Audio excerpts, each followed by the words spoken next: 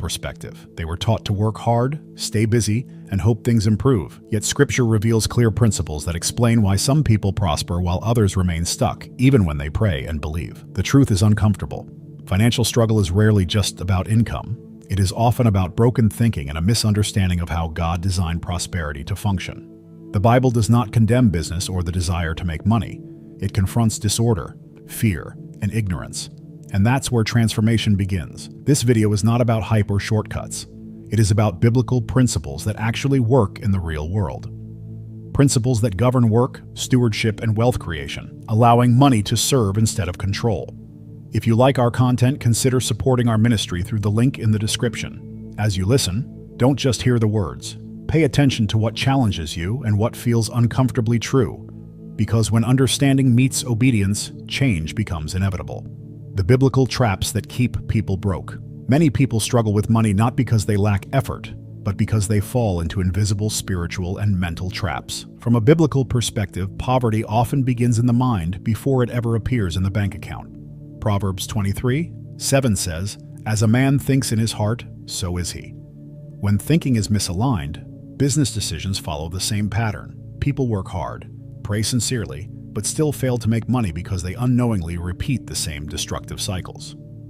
One of the most common traps is confusing spirituality with passivity. Some believe that trusting God means avoiding strategy, structure, or financial planning. Scripture never teaches that faith replaces wisdom. It teaches that faith activates wisdom. Proverbs 21:5 reminds us that the plans of the diligent lead surely to abundance. Biblical faith does not reject planning. It demands it. Those who refuse to plan often call it faith, but in reality, it is spiritualized disorganization. Another trap is the fear of responsibility that comes with growth. Many want the blessing, but not the accountability that follows it. In the parable of the talents, Matthew 25:14-30, the servant who buried his money was not punished for losing it, but for refusing to steward it. God expects multiplication, not preservation through fear. This principle applies directly to business. Avoiding calculated risk and skill development guarantees stagnation, no matter how spiritual the intentions sound.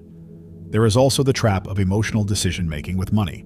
The Bible consistently warns against being led by impulse. Proverbs 14:29 teaches that patience leads to understanding, while impulsiveness leads to folly.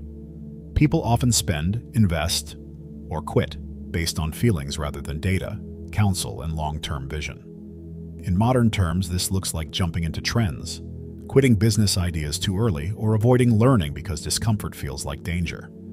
Another silent trap is listening to voices without fruit.